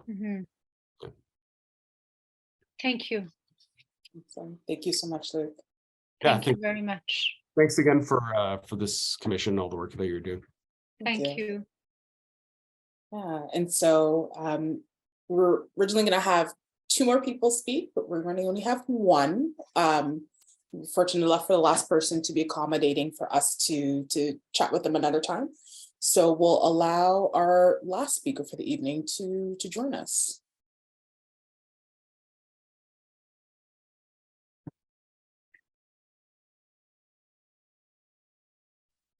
Hi, how are you? Can you hear me okay? Yes. Yes. Yes, hi commissioners. I prepared a little, I prepared a bit of a note that I just like to share about my experience of the convoy. So I'll go ahead and jump right into it. So first of all, thank you for allowing me to participate in the hearing and for this opportunity to speak on behalf of myself, but also, you know, some of my friends and community members who were affected by the convoy. So my name is Matthew. I've lived in Ottawa for my entire life. I grew up in Lower Town, and I decided to make this the city where I live and work, and you know I hope it continues to be so for years to come. So you know when the convoy first arrived, we were told by police that the protest would last no longer than the weekend, and you know given that this is the capital, we're used to seeing protests downtown for all sorts of reasons. However, you know, from the very first day, there were several signs right outside my doorstep which indicated to me that protesters were not leaving anytime soon. You know, I saw gas canisters appear on the very first day. I saw people put up tents in public parks. It became super clear that, you know, most protesters were there to stay. I could have told you that just from walking through the protest on my very first day, and yet, you know, we kept getting the messaging from the news and from police that the protest would last a weekend at most. Um, you know, unfortunately, most reporters were unable to visit these protest zones, right? So, I'm part of the LGBT community, and so are a lot of my friends, and a lot of us were unaware of this situation downtown. For example, I personally witnessed instances where a protester was while protesters were screaming shame in unison. This was on the very first day of the protest that I saw a reporter be chased in this way. And as the protest went on, I saw another instance where a reporter was chased away simply because protesters were trying to block him from reporting on this situation. So I saw several instances where reporters were unable to report on what was happening downtown. And you know, as time went on, living and working directly in the occupation zone, I had to regularly cross the red zone on foot. So I made it a habit to record everything I could see and posted it on my personal social media. And you know, over time, I acquired a rather large following, which relied on my posts to understand if it was safe for them to work and visit downtown, given that reporters themselves could not provide footage. Um, you know, I started receiving a lot of comments and messages from residents, particularly members of the LGBT community like myself, who, you know, were thanking me for keeping them informed. Unfortunately, though, along with this, I was also approached shared incidents where they had been harassed by protesters. For example, a worker at a store had witnessed a protester enter the store with a Nazi flag stitched to their backpack, who threatened them when they refused to provide service. In another instance, one of my friends was called a gay slur while he was out on a night out with friends in the city, you know, he grew up in.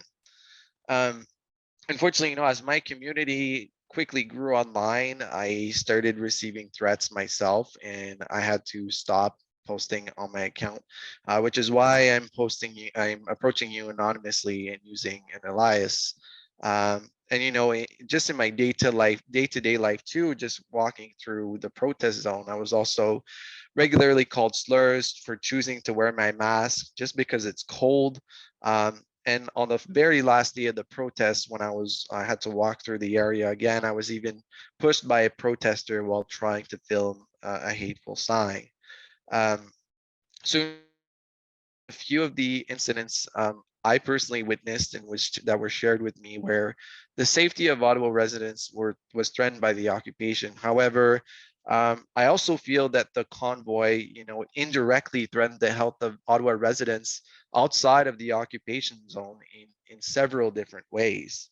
Um, you know, for example, on the second day of the convoy, I was awoken by the sounds of a truck down the street from my building. And the truck was repeatedly honking at 7 a.m. directly in front of a daycare.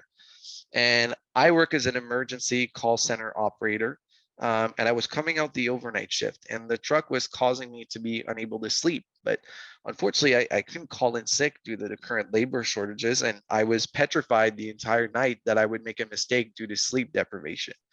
And I think of Ottawa residents who are surgeons or pilots who may have made mistakes because of stress or lack of sleep while handling the lives of Canadians that weren't actually in the convoy zone. Just today, I was reading an article explaining that 13 families with children fighting had their chemotherapy appointments delayed or rescheduled because of the convoy, which is ridiculous.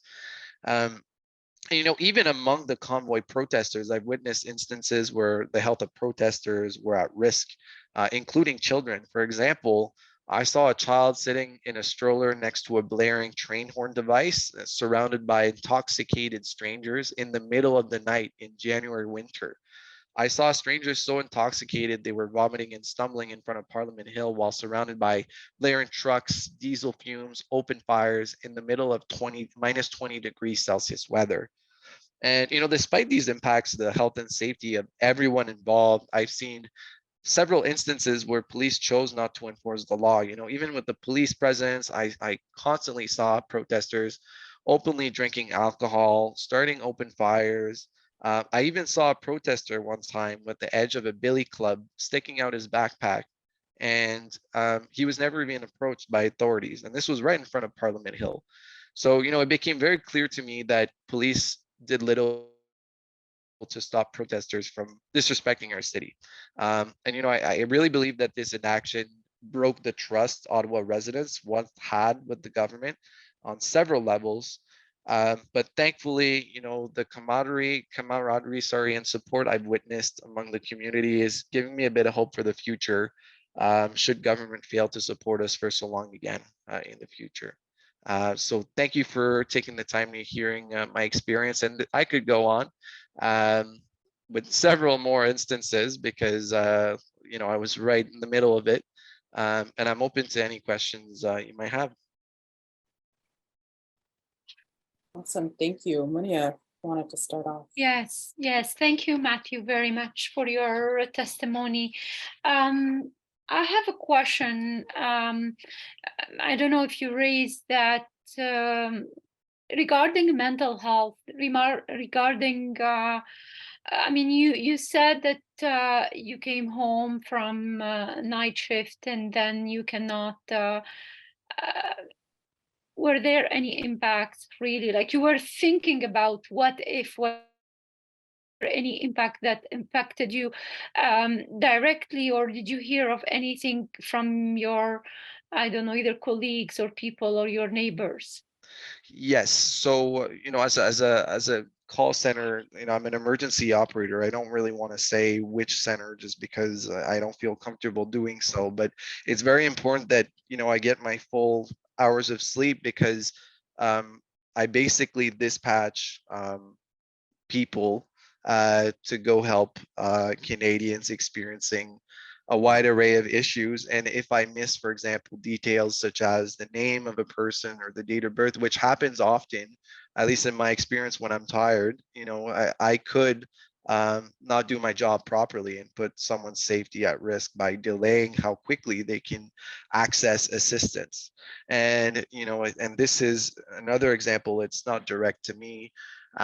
I knew of a surgeon who had to, you know, call in sick for work because he did not feel comfortable going into work when he was so sleep deprived. And in my building ended up having to, you know, go sleep, for example, in houses, their parents' homes, for example, outside of the city core, to cope with that. But not a lot of us have that luxury, right? Yes. And, you know, I don't have a car, right? So I wasn't able to, you know, go to my parents who live, you know, very far out in the outskirts of the city just so I can be at work, right? So thankfully that day I didn't make any mistakes, but, you know, I'm concerned that it could have Yeah. happened. And I know that when I don't sleep, I've made mistakes like that before. So I that's why I wanted to raise that.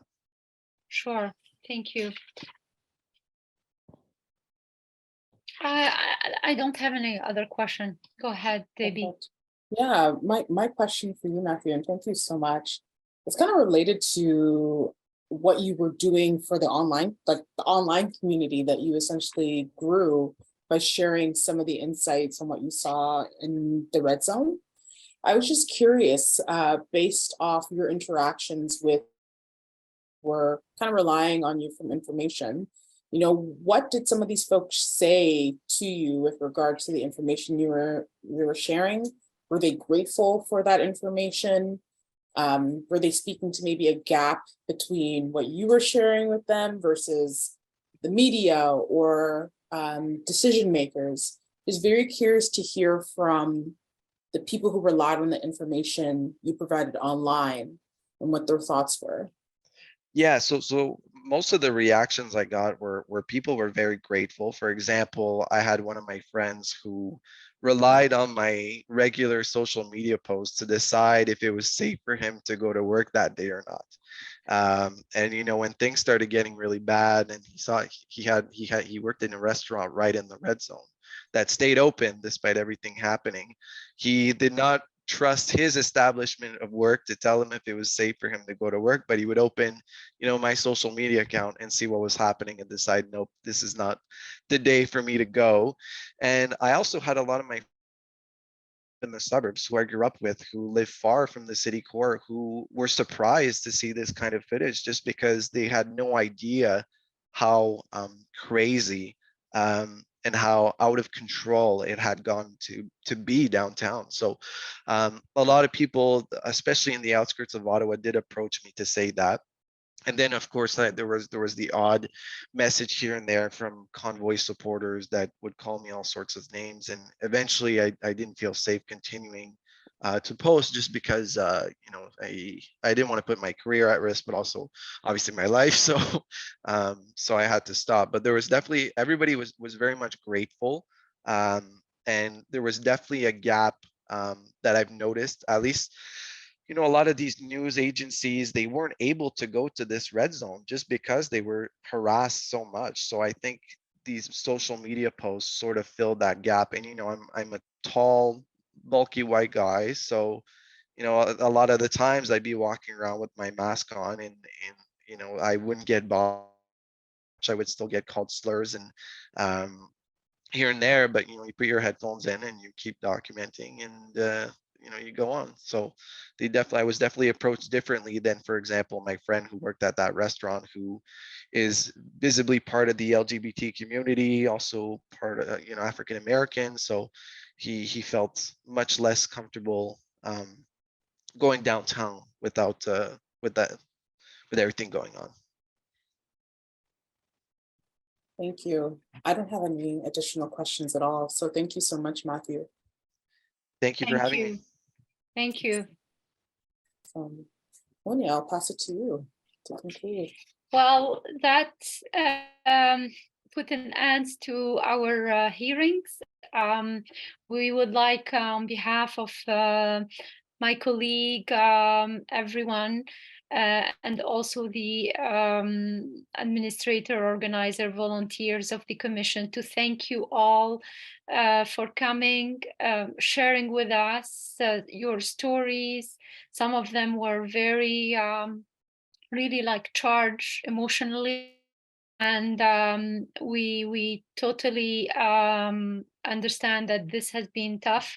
So thank you for taking the time, and then also being having the courage and really to come and be with us. This will be for sure instrumental into the writing and elaboration of our report at a later stage. Thank you also for our interpreter, the service for interpretation. And I think that's it. We would like to wish you a very nice evening, and we look forward, if we didn't have the time to hear everything you wanted to share with us, there is always the possibility to do this by writing or through the commission, to contact us through the commission, and we will make sure that we will read and see and be able to really to revisit whatever you wanted us to know. So I think that's, with this being said, I wish you, all of you, a very good evening, and we look forward to next hearings eventually in the coming weeks. Bonsoir.